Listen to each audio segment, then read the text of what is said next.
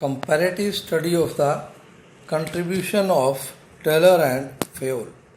Taylor और Fayol के योगदान का तुलनात्मक अध्ययन। बोथ टेलर्स एंड फ्योल दोनों ही क्या है, मैनेजमेंट के प्रकांड विद्वान हैं और उनका जो कंट्रीब्यूशन है मैनेजमेंट के फील्ड में वास्तव में अमूल्य है।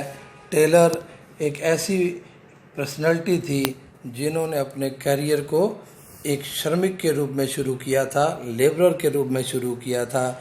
इसलिए उसने वर्कर्स को बहुत ही क्लोजली देखा, अंडरस्टूड, उनकी प्रॉब्लम्स को समझा और उनकी कुशलता के लेवल को भी पहचाना। टेलर ने बहुत सारे प्रयोग किए वर्कर्स की कुशलता के संबंध में और फाइनली वो इस निष्कर्ष पर पहुंचे कि एक वर्कर मच लेस यानी कि उससे कम कार्य करता है जितना उसे वास्तव में करना चाहिए, जितना चाहिए उससे कम करता है। He gave a number of suggestion. उन्होंने बहुत सारे सुझाव दिए वर्कर्स की जो कार्य क्षमता को बढ़ाने के लिए, उनकी कुशलता को बढ़ाने के लिए। और जो टेलर्स के अध्ययन का जो फोकस है वो था वर्कर्स की कार्य कुशलता। दैट इज़ वाई इसलिए उन्हें एफिशिएंसी स्पेशलिस्ट कहा जाता है।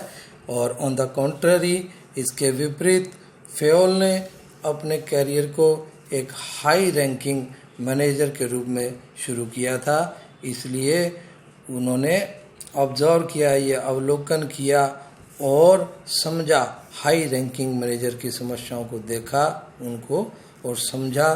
फ्योल ने बहुत सारे अमूल्य सिद्धांत एग्जिस्टेंस में लाए, अस्तित्व में लाए, in order to solve the problem. High ranking manager की समस्याओं को समाधान करने के लिए, उनको सुलझाने के लिए बहुत सारे अमूल्य जो सिद्धांत उन्होंने दिए।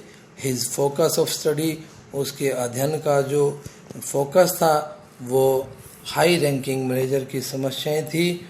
और फॉर द सिंपल रीजन, इसी साधारण कार्य के कारण से ही has come to be known as an administrative specialist. उन्हें प्रशासनिक विशेषज्ञ उसे के रूप में उन्हें जाना गया। देयर आर सम सिमिलरिटीज़, उनके बीच में कुछ समानताएं और असमानताएं हैं उन दोनों के योगदान में। और मैनेजमेंट में जो उन्होंने कंट्रीब्यूशन दिया है उनके बारे में, उनमें समानताएं भी हैं और असमानताएं भी हैं। वे इस प्रकार से हैं। सिमिलरिटीज़, समानताएं क्या है? हम we find the following similarity. हम टेलर और फ्योल की जो विचार प्रोसेस है, विचारिक प्रक्रिया है, उसमें निम्नलिखित समानताएं पाते हैं। Number 1, solution to managerial problems, प्रबंधकीय समस्याओं का समाधान। बोथ द मैनेजमेंट एक्सपर्ट्स, दोनों ही जो प्रबंध विद्वानों ने सॉल्यूशन दी हैं किनके, प्रबंधकीय समस्याओं के अपने अनुभव और प्रयोगों के आधार पर उन्होंने समाधान प्रस्तुत किए हैं। द सॉल्यूशन, दोनों ही एक्सपर्ट्स के द्वारा प्रेजेंट किए गए जो भी सॉल्यूशन है वो प्रिंसिपल्स की शेप में है। Number 2, stress on practical aspect, ये इनके व्यावहारिक पहलू पर दबाव डालते हैं। टेलर और फ्योल दोनों ही डायरेक्टली कनेक्टेड हैं रियलिटी ऑफ वर्क, कार्य की रियलिटी से जुड़े हुए हैं, वास्तविकता से जुड़े होते हैं। दैट इज़ वाई, इसलिए उन दोनों ने ही प्रैक्टिकल यानी कि उनके व्यवहारिक पहलू को उस पर ज़्यादा दबाव डाला है, ज़्यादा जोर डाला है कार्य के। इन अदर वर्ड्स, दूसरे शब्दों में, दे गेव देयर सजेशंस, उन्होंने सुझाव दिए इम्प्रूवमेंट के बारे में, सुधार के बारे में।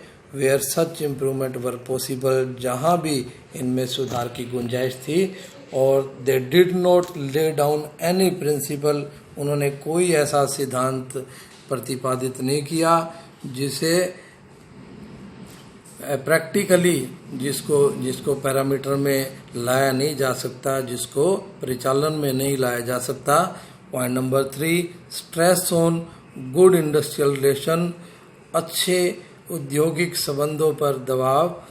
दोनों ही एक्सपर्ट का ये विचार है कि अगर अच्छे संबंध ओनर और वर्कर्स के बीच में एस्टेब्लिश किए जाएं तो जो संगठनात्मक उद्देश्य हैं उनको आसानी से अचीव किया जा सकता है। और इसमें डिसिमिलरिटीज इनमें क्या है, आइडियाज जो टेलर और फ्योल के हैं उनमें निम्नलिखित असमानताएं हैं।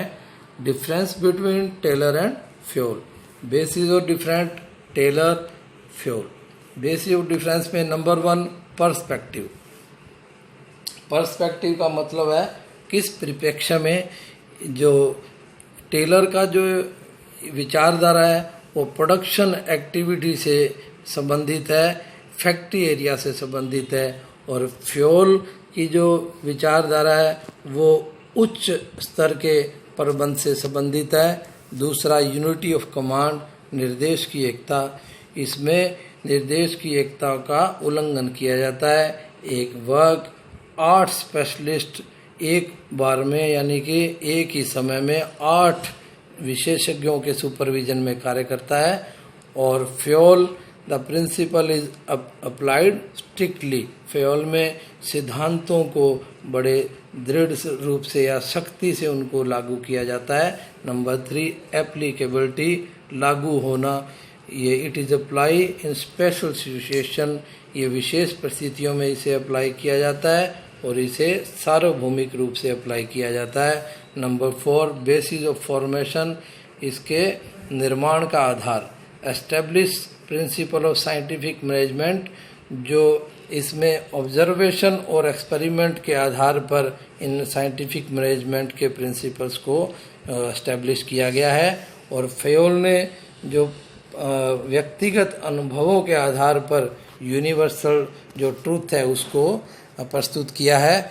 और number 5 focus, increasing productivity with the help of simplification, सरलीकरण की मदद से प्रोडक्टिविटी को बढ़ाना। और the study of time and speed, इसके साथ यानी कि सरलीकरण करके समय और स्पीड का अध्ययन करके प्रोडक्टिविटी को बढ़ाना।